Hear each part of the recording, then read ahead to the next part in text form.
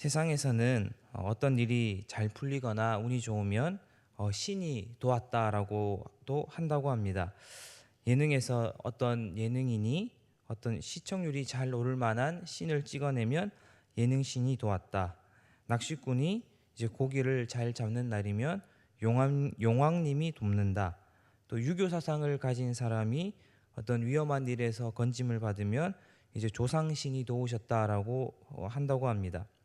그렇다면 그리스도인이신 우리 성도님들은 삶에서 기쁠 때나 슬플 때나 언제나 하나님이 우리 삶을 다스리시고 운행한다는 사실을 믿으시는지요?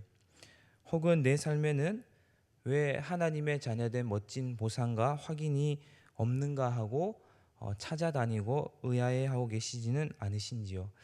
오늘 말씀을 통해서 우리에게 허락된 복된 신자의 자리와 순종의 넉넉함을 확인하시는 귀한 시간이 되셨으면 좋겠습니다. 오늘 말씀은 아람과 이스라엘의 전쟁 가운데 이제 아람의 군대가 두 번째로 공격한 사건을 기록하고 있습니다. 아람은 첫 번째 전투에서 패배하자 이제 패배의 원인을 여호와는 산의 신이기 때문에 이제 산에서 전투한 것이 패배의 원인이었다라고 판단하고, 두 번째로 이제 평지에서 전투를 한다면 그 여호와가 힘을 쓰지 못할 것이다, 우리의 신이 이길 것이다라는 판단하에 평지에서 골짜기에서 싸우기를 시작하였습니다. 그러나 하나님이 이번에도 이스라엘을 또 편들어 주셔서 하나님이 이기게 하셨습니다. 전쟁에서 패배한 아람 왕은 이제 생명의 위협을 느끼게 되었습니다. 그런데 마침 신하가 하는 말이 이스라엘의 왕은 인자한 왕이라는 사실을 알려줍니다. 그래서 이 아람 왕 베나닷은 이스라엘의 속국이 되어 이 생명을 부지하기로 이제 작정했습니다. 그런 아람 왕 베나닷의 요청에 아합은 그를 받아들이고 심지어 이제 형제라 부르기까지 하며 살려주었습니다.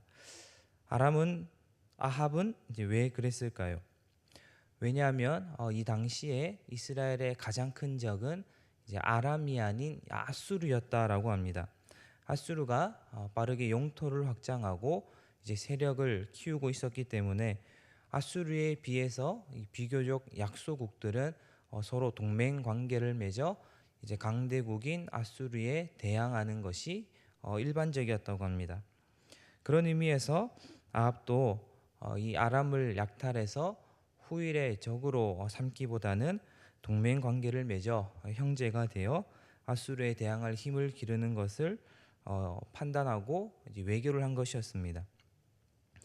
아합의 행동을 보면 일단 한 나라의 통치자로서 국가와 시민의 안녕을 꾀하는 아주 올바르고 현명한 통치를 한 것이었습니다. 그런데 이상하게도 하나님은 성경은 기록하기를 하나님이 그것을 옳지 않게 보시고 책망했다라고 기록합니다. 하나님은 왜 아합의 이런 현명한 처사에도 불구하고 왜 그렇게 판단하셨을까요? 오늘 본문은 이런 뜻을 가지고 있습니다. 아합은 하나님이 어떤 한 사람 개인뿐만이 아니라 그 나라와 사회와 정치와 문화에서도 언제나 왕이시며 하나님으로서 통치하고 계시는 분임을 보여주고 증거하는 자가 되어야 했기 때문이었습니다. 그리스도인에게 있어서 역사란 그저 흘러가는 시간에 불과한 것이 아니라 하나님이 의지를 가지고 뜻을 가지고 목적지를 향해서 이끌어 가시는 것이, 하나님이 그렇게 움직이는 것이 역사이기 때문에 하나님은 그 하나님의 통치와 이 왕으로서의 주권됨을 증거하는 자로 이스라엘을 부르셨고, 그 이스라엘의 대표인 아합은 그런 중요한 역할을 맡았던 것이었습니다. 그러나 아합은 정치적인 어떤 권력과 욕망에 눈이 멀어서 하나님의 이 왕되심과 우리 인생의 주권자이심을 증거하는 일을 대신하여 자신의 의를 세우는데 어떤 유화 정책을 펼친 것이었습니다. 하나님은 저기 저 산의 신만이 아니라, 골짜기의 신만이 아니라, 어떠한 특정한 상황과 조건에서의 하나님이 아니라 인간 삶의 모든 영역과 부분에서 사회와 정치와 문화와 어떤 많은 부분에서도 하나님은 언제나 하나님으로서 통치하고 계시기에 이스라엘은 아합은 그 하나님의 통치를 아는 자로 그 하나님의 권위에 순종하는 자로서의 모습을 보이고 증거하는 것이 올바른 것이었습니다. 그러나 아합은 하나님 주신 그 큰 전쟁의 승리와 영광을 맛보고도 하나님의 권위와 통치에 순종하지 아니하였습니다. 그래서 하나님은 아합을 책망하였습니다. 그렇다면 우리는 오늘 본문에서 과연 어떤 위로와 용기를 얻을 수 있을까요? 우리 29절 말씀만 같이 한번 읽어보시겠습니다. 20장 29절 말씀입니다. 같이 읽겠습니다. 진영이 서로 대치한 지 7일이라 일곱째 날에 접전하여 이스라엘 자손이 하루에 아람 보병 10만 명을 죽이매. 아멘. 오늘 말씀을 읽어보면 마치 요수아서에 나오는 여리고성 전투를 기억나게 합니다. 7일째 전쟁이 벌어지고 여리고성 함락도 이제 7일 만에 이루어졌기 때문이지요.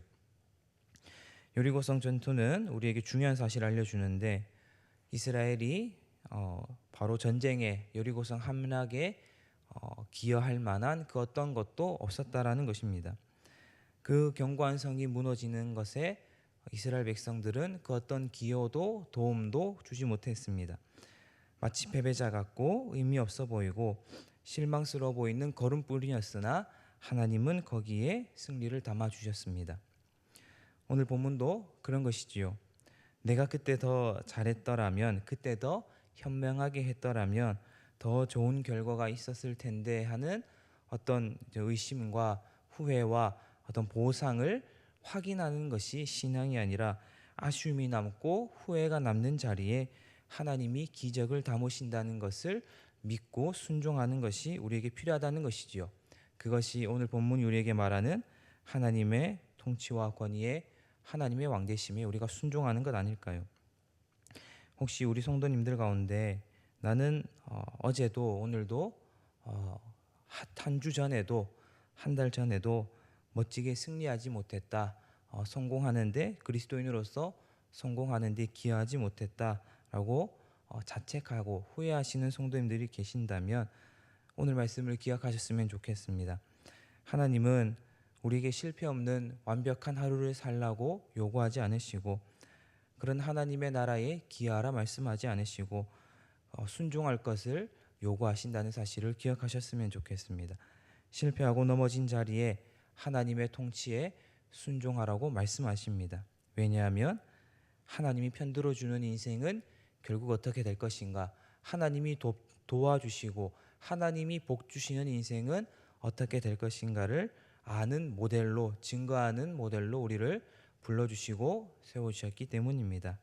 그러니 오늘 이 신자된 복된 자리를 우리의 노력과 열심의 보상으로 확인하시거나 세상의 권력을 얼마나 쟁취했느냐, 내가 얼마나 확보했느냐로 확인하지 마시고 하나님의 셀 수 없는 지혜와 우리를 불러주신 그 크신 은혜와 하나님의 측량할 수 없는 사랑에 순종하시는 하나님의 하나님 되시고 왕 되심에 순종하실 수 있는 우리 모든 성도님들이 되시기를 주님의 이름으로 간절히 축원합니다. 기도하겠습니다. 오늘도 살아계셔서 역사하신 하나님, 우리가 우리를 자신을 과시하거나 우리의 행위를 자랑하는 것이 아닌 하나님의 값없는 은혜와 사랑에 감사하고 순종하길 원합니다. 오늘 본문을 통해서 하나님이 우리 인생의 모든 영역의 주인이 되시고 왕이 되심을 확인합니다. 우리를 불러주신 그 증인으로 불러주신 그 은혜를 성경을 통해서 확인합니다. 그러므로 이제 우리가 우리 연약함과 실패를 곱씹는 자리에서 일어나 하나님이 예비하신 은혜와 영광을 바라보게 하시고 넘어진 자리에서 일어나 한 걸음 더 내디딜 수 있는 용기와 힘을 주시옵소서. 또한 기도하는 시간 가운데 넉넉한 순종을 겸비한 심정으로 거듭날 수 있는 귀한 새벽 시간 될 수 있도록 붙잡아 주시옵소서. 감사합니다. 예수님의 이름으로 기도드립니다. 아멘.